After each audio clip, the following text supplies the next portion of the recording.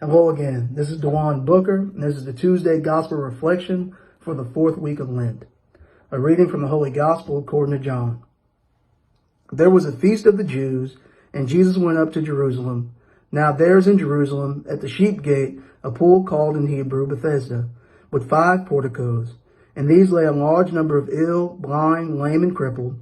One man was there who had been lying ill for 38 years. When Jesus saw him lying there and knew that he had been ill for a long time, he said to him, "Do you want to be well?" The sick man answered him, "Sir, I have no one to put me into a pool whenever water is stirred up. While I'm on my way, someone else gets down there before me." Jesus said to him, "Rise, take up your mat and walk." Immediately the man became well, took up his mat and walked. Now that day was a Sabbath. So the Jews said to the man who was cured, "It is the Sabbath, and it is not lawful for you to carry your mat." He answered them, "The man who made me well told me, 'Take up your mat and walk.'" They asked him, "Who was the man who told you, 'Take it up and walk'?"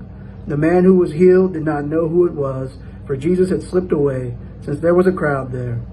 After this, Jesus found him in the temple area and said to him, "Look, you are well, do not sin anymore, so that nothing worse may happen to you." The man went and told the Jews that Jesus was the one who had made him well. Therefore, the Jews began to persecute Jesus because he did this on a Sabbath. The Gospel of the Lord. And so, in the culture, in the Jewish culture of the time, it was very imperative, it was very important that the Jews understood that only God was above the Sabbath. And so that's why we see Jews complaining here that Jesus would heal somebody, would perform a work on a Sabbath day. Because that was a day of rest, that was a day of prayer, that was a day in which man were to do nothing, because only God could act or do things on the Sabbath. And so Jesus is proclaiming in this story who he is. He's proclaiming that he is God by committing this performing this miracle. And so in particular with the story of the man, this man had been ill and lame for 38 years. That's a long time, and one must probably assume that he probably had previous attempts to be well. As a matter of fact, he complains and he says, "Sir, I have no one to put me in the pool when the water is stirred up. While I'm on my way, someone else gets down there before me."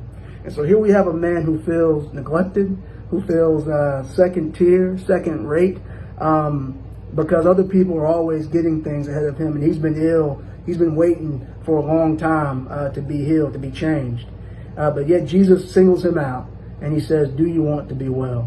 And our response to Jesus performing a miracle, our response to Jesus healing us, allowing us to see, is to avoid sin. And so that's what Jesus says at the end. Jesus just says, "Go and sin no more." And so, very similarly, this man, our lives, just like this man, are transformed in Christ. Our lives, Christ makes an action on us. Christ imparts his grace upon us, and our lives are henceforth changed. And the only appropriate response that we ought to make is to truly live and to seek to overcome sin in our lives. And so today, let us be willing to change. Let us be willing to overcome the negative factors of sin that are present in our lives as we seek to be healed. Because Jesus asks, "Do you want to be healed?" And so let us answer him today in prayer. Thank you. Have a great day.